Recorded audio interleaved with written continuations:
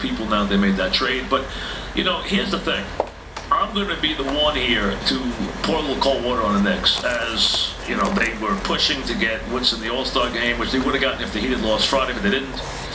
Lost Sunday, which they didn't, to Toronto. And LeBron had almost a perfect game if you looked last night, with his 13 for 14 and, you know, 5 for 6 on the floor and 8 rebounds and 8 assists. But here's the thing. You keep hearing now, or you're seeing a lot of comments, you know, seeing a lot of commentaries, everything, on the games, in between, around the games, stories about, wow, everyone worried about Stoudemire and Anthony, and they're great together. Beware. They have fit better offensively. Stoudemire has had a good time offensively. He has made a lot of baskets. He's been efficient. Chandler's been on a rebound run, obviously, putting up 3 games of 20 or more rebounds. First Knick to do that since the halcyon days of Willis Reed. But beware. This team is a very, very shaky mix on defense. And let's be honest, this run recently, Atlanta came in shorthanded. They almost lost the game. Orlando. Milwaukee, I thought they played well. Second half, they were trailing at the half. The Sacramento team is completely dysfunctional, and Detroit is still learning each guy's names, and they don't match up with the Knicks. But if you look inside those games, and especially put the three-point shooting of the other teams aside, look at half-court offense, look at two-point field goal percentage, and you will see that the Knicks still have a tremendous amount of problems defensively. Pick and roll, just defensive integrity, rotations, all that has been very much lacking, and it's still very scary when they go on the road, when they play better teams. This has got to improve by leaps and bounds. Atlanta shot 70% from 2 when they played them. Orlando shot 60% from 2. Milwaukee had a shaky game from 2 because they took a million long jump shots. Okay, that's what they do. But even Sacramento, 47% from 2. Detroit last night, 48% from 2. Forget the three-point shooting. These teams are scoring at a very high rate against the Knicks in the half court. The Knicks defensive integrity is incredibly shaky. And when Stoudemire is on the floor, and especially in those minutes where you have the matchups and the mixes and the lineup out there that you have to worry about, you still get very concerned. Now, you're saying that because you're starting to ratchet up expectations. This is not about a 500 season. This team is 31-15. This is not about anything short of winning a division title, getting to a conference final. That's now the goal for this team. Winning a division title, getting to a conference title. Yes, the Heat will be waiting when they get there. Deal with that when it happens. But the point is, that is now the goal for this team. And if this team is going to do that, as Indiana continues to improve, and if you look at the standings, and always when you look at the standings, always do this. Always look at home away. You know who told me that many years ago? U.B. Brown. Always take into account, when you look at the Knicks right now, look at the Nets right now, they're both +5 to the home side. Those games that you have minus to the home away side are a big problem. You look at the Heat right now, they are plus to the road. You look at Indiana right now, they're +4 to the road. That means their record's going to get a lot better. When you're +5 to the home, your record's going to suffer. And the Knicks are +5 to the home, Nets are +5 home. Indiana's -4, and Indiana's won't go tonight against Atlanta for its 15th straight win at home. They are the team that has started to emerge. They match up well with Miami, as everybody knows. Atlanta, I think, is going to break that team down by the trade deadline.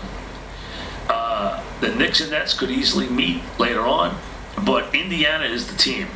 I don't know if Chicago's ever going to get healthy. Indiana is the team that you have to worry about in the East, the other team that you have to worry about, that has really gotten healthy. And even though they're not even at full strength, it won't be probably for another month.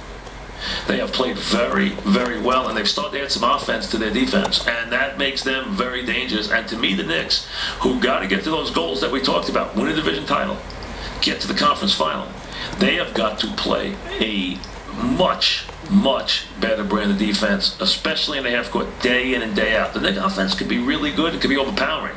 Before I have a player that no one can stop. and you have really a two-point guard system that can move the ball dramatically. The Knicks can kill you from three. They can do some very good things. Stoudemire has been very efficient around the basket. I mean, so you're seeing some positive things. Shumpert's been hard to fit in a little bit, and I'm hearing that Shumpert's attitude since he's come back has not been great. So he's been a little bit of a work in progress. But that team has got to get way, way better defensively. And that means not just Stoudemire, who we know everyone looks at us as can't play defense. I mean, he admitted that himself. But Anthony and his habits, and even Chandler. You can't break a link in the defensive integrity, or it doesn't work. And you know kids challenge. You know that going in.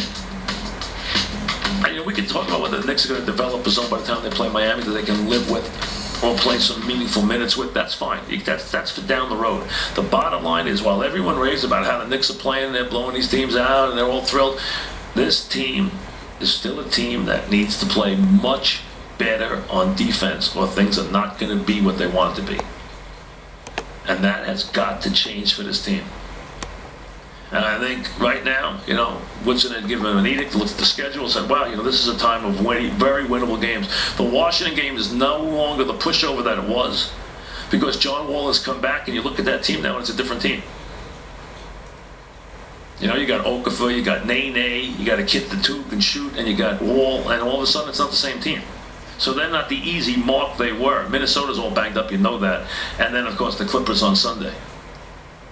So, yes, it's been a good run of, you know, really lopsided games, except for the Atlanta game. Last 4 games, I mean, they've won by, what, 15, 10, 40, and last night another coast game against win by 14, but it was easier than that against Detroit.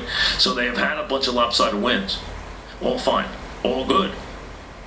But there is still a lot of work to do. And we can have a very, as you know, step up now and look at this, we can have a really fun time here, because this, first of all, having the Garden alive in the postseason for basketball is going to be fun again, number one. Number two, in a meaningful way. We're not thinking about going into the first round losing by, you know, trying to win a game and being excited after confetti come down when you win a game. That stuff is over. Now it's about winning rounds. Now it's about getting deep into the playoffs and seeing if you have anything you can even put up against the Heat. But Indiana's formidable, and Nets are formidable. I don't know what to make of Chicago. We talk about them. Let's see what they look like by the time April comes. But this team has got to get way, way tighter, way more cohesive, and it's got to buy in and play defense with a lot more passion than it plays. Otherwise, against good teams, they're going to have a really tough time. So let's not treat this team like everything is a given right now, that they just have to show up at night, because that's not the case. Then everyone say, oh, what were the worries about Stoudemire? Those worries are still there. I understand he's making buckets. I understand he's shooting a very high rate. I understand he's doing things in the flow. I understand he's, you know, he's making his opportunities count. I understand all that. It's on the defensive end of the floor that you worry about.